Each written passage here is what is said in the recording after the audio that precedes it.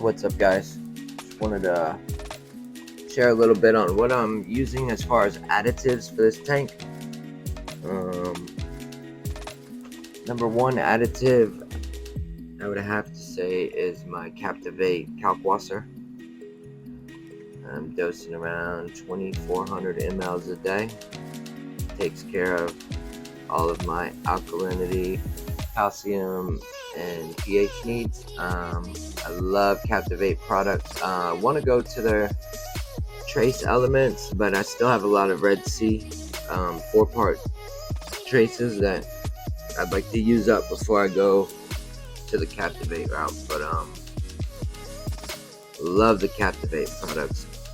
For feeding, I use frozen mysis, PE mysis shrimp.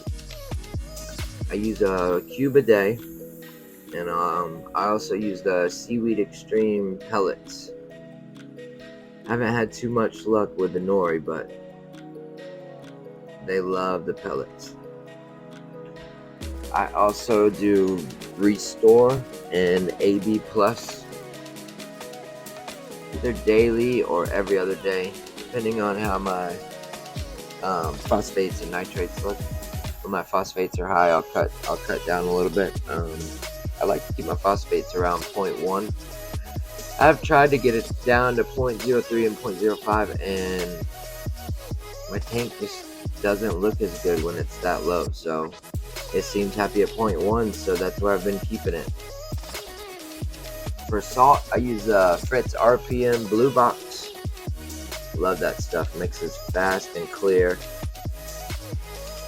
It's got pretty stable parameters, pretty consistent through each box. I've been happy with the Fritz salt.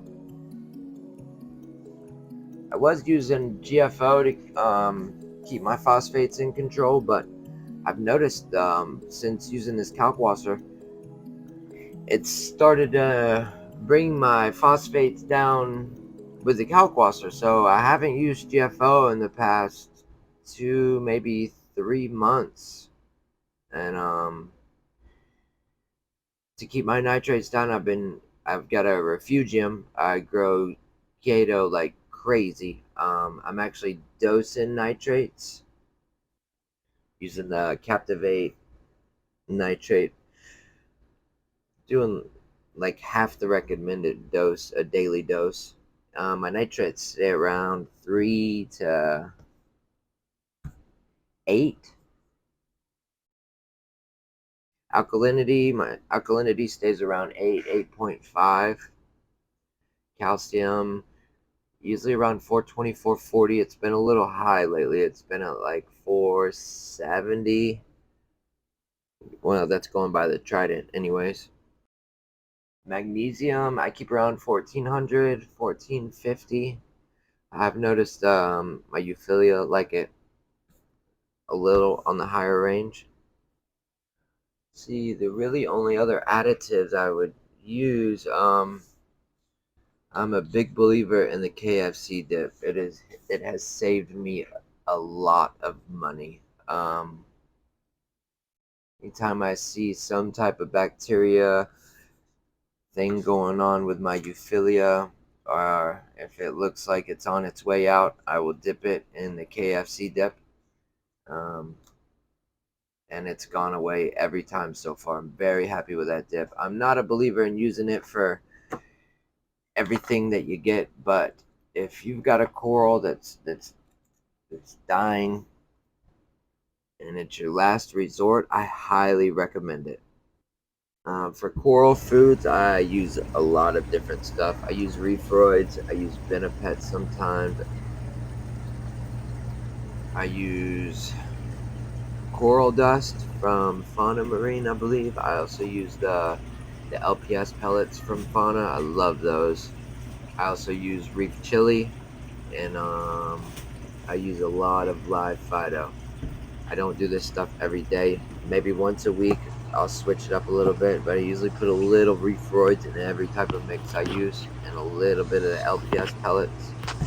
And then I'll go back and forth with the other stuff. But I always add AB Plus and the live Fido with whatever food I'm mixing. It seems to be do pretty good with that. This is a new setup. That's a 90-gallon tank, plumbed into a 25-gallon frag tank to the left. It's on a Red Sea stand with a Red Sea sump. Um, it's been running about 4 months. I'm trying to get it nice and stable before I transfer everything over, but it's filling up with purple coralline, so I think that time has come. Also, there on the bottom was the adaptive reef controller board I just won. Shout out to Reef Dudes. I won that on his live feed. Thank you very much, man. I cannot wait to get rid of my rat's nest. I'll be setting that up in the next couple weeks. I'll definitely make a video of that because I've got a mess to clean up under there. And yeah, it's a nice board. It came with the shelf and everything. But yes, thank you guys for watching. And it ain't real reefing until you live in the doghouse.